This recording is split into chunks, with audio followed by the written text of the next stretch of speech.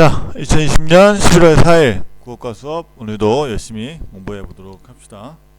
오늘은 문학입니다. 이제 고전을 쭉 배웠는데 이제는 현대문학입니다. 오늘 두 개의 시를 배울 건데요. 차근차근히 하나씩 배워보도록 합시다. 다시 한번 말하지만 수업 시간 내에 과제랑 신문사에 느낀 점 보내주셔야 됩니다. 좀이라도 늦으면은 과제 안 보낸 걸로 체크가 되니까 나중에 보내면 되지라고 생각하지 마십시오. 자, 우선 처음 작품은 정지용의 춘설이라는 작품이에요. 자, 춘설은 그대로 해석하면은 봄눈이라는 작품입니다. 그래서 우선 이 작품에서 뭘 말하고자 하는 건지, 그리고 여러 가지 것들, 그 외의 것들을 보면서 이야기를 해볼게요. 우선 무엇이 제재인지, 제재는 그 작품에서 가장 중심이 되는 소재를 제재라고 합니다. 그래서 무엇이 제재가 되는지를 파악해야 되고, 여러 가지 심상이 쓰였는데 어떤 심상이 쓰였는지를 파악하셔야 되고, 그 다음에 공감각적 심상이 어디에 쓰였는지 세 군데나 쓰였거든요. 그래서 공감각적 심상 파악하셔야 되고, 느낌들, 역사법들 등등등 보면서 차근차근 이야기를 해보도록 하겠습니다. 이게 좀 옛날 말로 써 있어서 해석도 같이 하면서 하겠습니다. 문 열자 선뜻 먼 산이 이마에 차라. 자, 이 부분이 우선 이 부분의 시적 화자가 지금 문을 여니까 먼 산이 보인 거야. 먼 산이 눈에 들어온 거지. 근데 먼 산을 보니까 이마가 차게 느껴진 거예요. 이마가 차라, 선뜻하다라고 느껴진 거예요. 그래서 여기서 공감각적 심상이 쓰였다는 걸 알 수가 있죠. 보고 있는 거잖아요. 먼 산을 보고 있는데 차갑다라고 느낀 거니까 시각적 심상을 촉각적 심상으로 전이시킨 공감각적 심상에 해당이 된다라고 보시면 됩니다. 아마 춘설이니까 봄눈이 왔겠지. 산에 가득 쌓여 있겠지. 우수절 들어 바로 초하루 아침. 이제 초봄이네. 초봄. 새삼스레 눈이 덮인 맷뿌리와, 이 맷뿌리는 그 산의 언덕을 맷뿌리라고 해요. 새삼스레 눈이 덮인 산의 언덕과 서늘하고 빛나는 이마바지 하다. 이마를 부딪힌 것 같다라고 표현한 거야. 이 부분도 공감각이에요. 눈이 덮인 그 언덕을 보고 있는 거야, 시적화자가. 근데 그게 서늘하고 이마로 받은 것 같다. 그 맷뿌리, 그 언덕을, 하얀 눈이 쌓인 언덕을 이마로 받은 것 같다라고 해서 역시나 시각적 심상을 촉각으로 바꿔놓은 거다라고 생각을 하시면 됩니다. 자, 얼음이 금가고 바람이 새로 흘러가거니 흰 옷고름 절로 향기로워라 라고 해서 그 눈이 내린 거를 흰 옷고름에 비유했고요. 그 다음에 향기롭다 라고 비유하고 있어요. 여기서는 시각과 후각적 심상이 쓰였음을 알 수가 있겠죠. 향기롭게 느끼는 거지. 시적 화자가 눈이 온 모습을 흰 옷구름에 비유하면서 향기롭게 느끼는 거죠. 옹성거리고는 움츠리고 이런 뜻입니다. 움츠리고 있다가 활짝 살아난 양이 꿈 같기에 서러워라.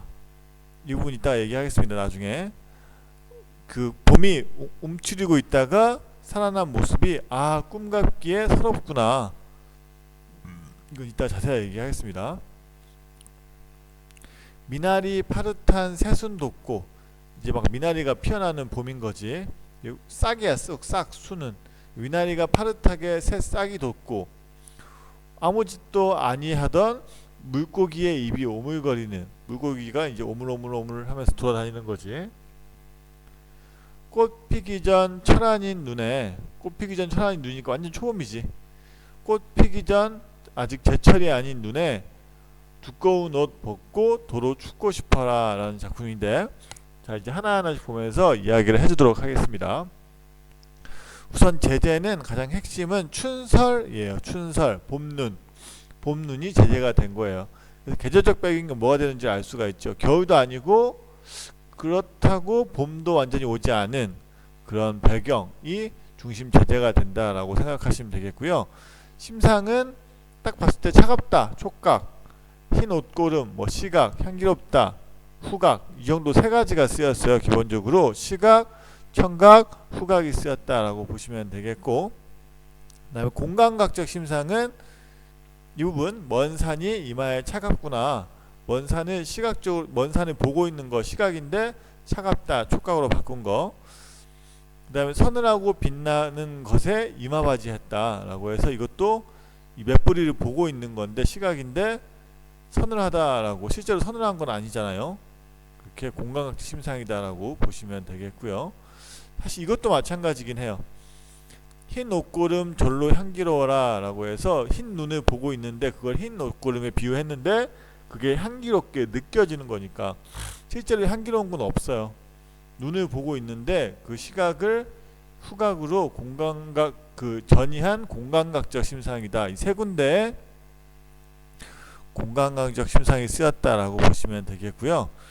심상이 여러 가지가 쓰였으니까 그걸 감각적 심상, 감각적인 특징을 가지고 있다 시각라고 표현할 수 있고, 영탄법은 이제 이 부분 선뜻 설어라, 뭐뭐 하고 싶어라 라고 해서 감탄하는 표현을 썼기 때문에 영탄적인 표현이 쓰였다라고 볼 수 있겠고요.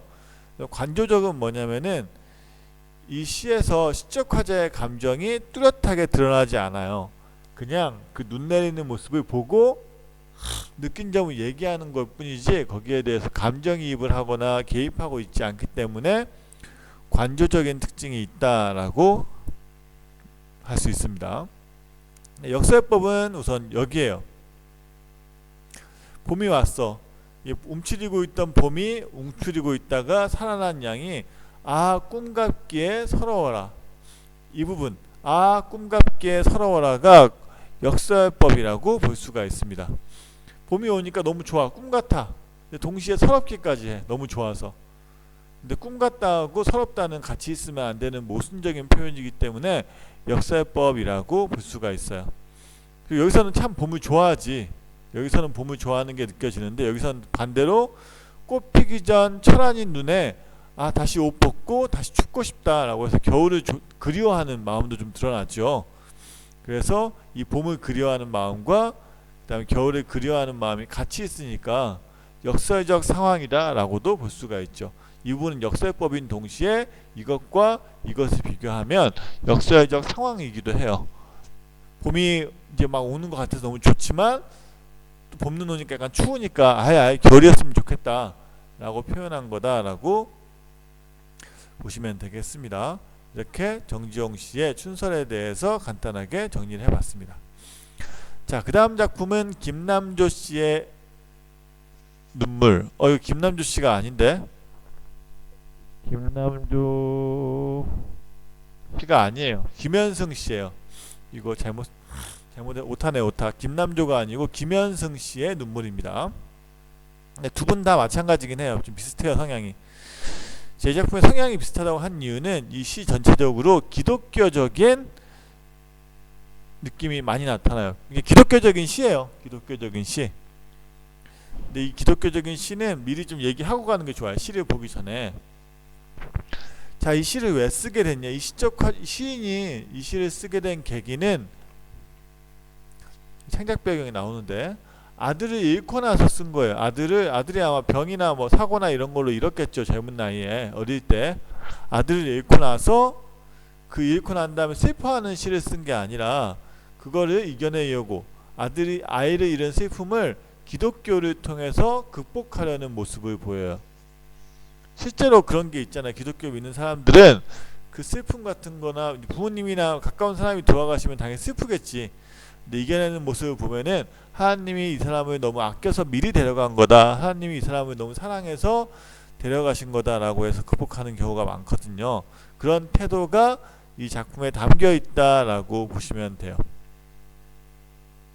이 작품의 그리고 가장 핵심적인 소재는 눈물이에요. 눈물. 이 사람이 아들을 잃고 아들이 죽은 다음에 당연히 슬프겠죠. 슬프면 눈물이 나겠지. 눈물. 이 눈물이 인간을 신의 세계로 이끈다고 보는 거예요.